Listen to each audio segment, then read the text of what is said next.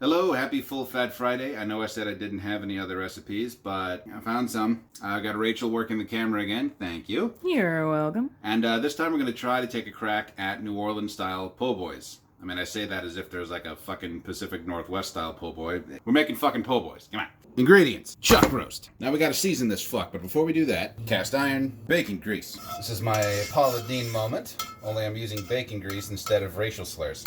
Kosher salt, black pepper. Pat it in there, flip it, and repeat. Let's sear this fuck.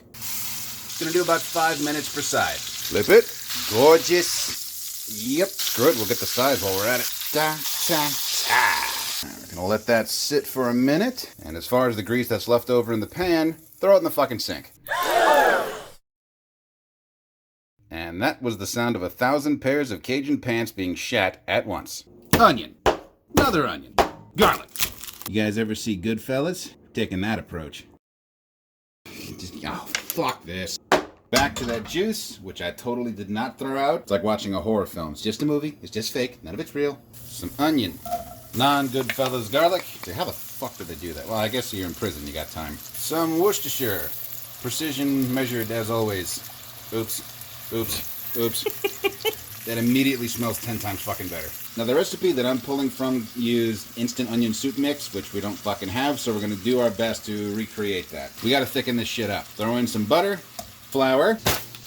We're back at Pablo's, babe. We missed you!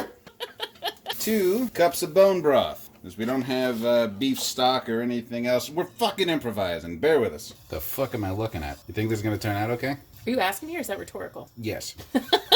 So now we're going to stick it in the crock pot, but before we do that, we're going to make some passages for juice and or garlic. Choose any means of accomplishing this you want, like for example, the Norman Bates, the San Quentin, the Caesar, whatever you want. Tuck in some garlic, and as you can see, before we dropped it in, we put in a base of roughly chopped onion. Adding this to the crock pot.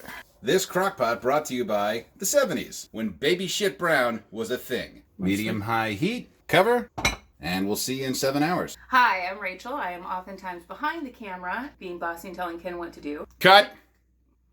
Continue. You fucking kidding me? Since Ken's going to be doing the meat, I'll be doing the rest of the po' boy, which means I'll be making bread, and since I don't fucking like dill pickles, I'll be making my own bread and butter pickles. Let's get started on that. We're going to start by making the bread. The first thing we're going to do is activate the yeast. You want your water to be warm enough that you would wash a dish in it, but not so hot that you can't touch it. We're going to get a whole cup of that warm water, 2 tablespoons of sugar, 1 yeast packet. Don't waste it. This stuff is like fucking gold right now. Mix that shit. Let it sit because you want the yeast to bloom. When it starts to get up to here, your yeast is ready. All right, we're gonna measure out first 4 cups of flour and then another 1.5 cups because I don't have a fucking big enough damn measuring cup. 4 cups, kind of even. Dump in a bowl. Gently, again I say, so we don't create a cartel kitchen. It's joyful! Here's the extra 1.5 cups.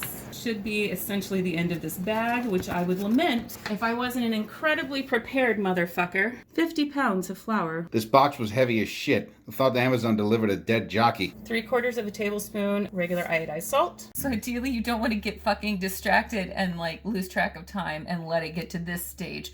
But it's still good. At yeast? Really? Yeast I could do. Oh, we're going to add 1 more cup of warm water, but we're going to put 2 tablespoons of oil in that. So even though oil and water don't mix, you don't want to dump the oil right on into the flour. Stir that bitch. I forgot it should be 2.25 cups of water. Sure you don't want to add more water? Shut your face. Might I recommend going manual? Eventually. And in fact, that's what we have to do. Fuck it, go in manual with a little extra flour. I did wash my hands. I am CDC approved, as discussed in previous videos. It's so sticky. I actually need a little bit more flour in here. This also works way better if you have an actual attachment on a KitchenAid, or you can just do it the way Grandma did it. Drunk?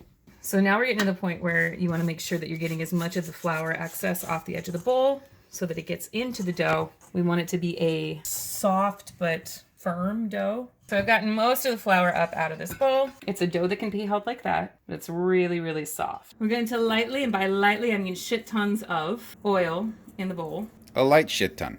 A light shit ton, not a metric shit ton. So take that.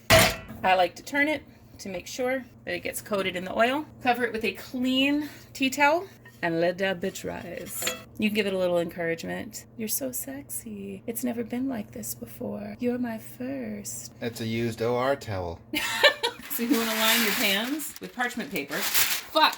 Don't fuck up! Our bread should have risen to twice its size. I'm a very encouraging woman. You want to deflate the dough. You're going to cut it in two, and then I'm going to cut each of those in two.